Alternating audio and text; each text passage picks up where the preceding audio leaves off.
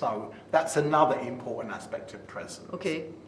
So if I can clarify, so in terms of online presence, we're talking about making regular contact. So I would imagine when you talk about touch points, you're talking about initial stages. Right. Introduce yourself, get the students to introduce themselves.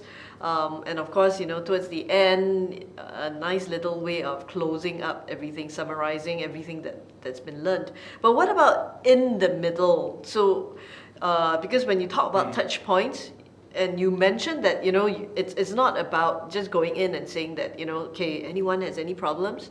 Because very often students may not say that they have problems. Right. So how do you capture all the touch points in between? Okay, think about any learning experience over time, right?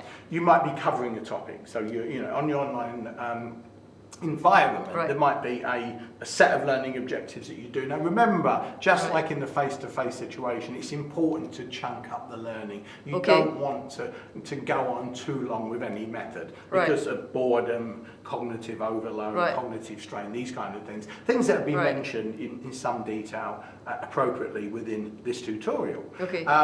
But the point is this, that once you finish a section, then that's like normal facilitation. You say, right, in the last hour we've been generating ideas about that. Well, let's make meaning of this and have a summary and clarify that we have understanding. And that's where you can build in some tests of key understanding. Have they really picked this up? So, and there's some good affordances online because we've got a lot of e-tools now that are very good for immediate formative assessment and giving feedback. So you structure it up. So you make sure that you don't let things go too long without checking. Do they understand it? Do they feel comfortable? Do they have any questions? Do they have concerns? So you do it periodically in kind of natural transitions. You make this very visible and clear to people. Look, when we finish this, let's make sure we're all in this. And if we're not, we'll stay in this together. The use of your language, for example, I'm saying, we will stay in this together. And I'm emphasizing the tone. I'm not saying, well, we'll see what we can do. You know what I mean? So the language, the tone, and the structuring of those key points. You'll know that you give people an assignment to do. During that assignment, there might be key stages where they might have to deal with some difficult concepts. So you recognise that, kind of what Schulman has referred to as pedagogic content knowledge.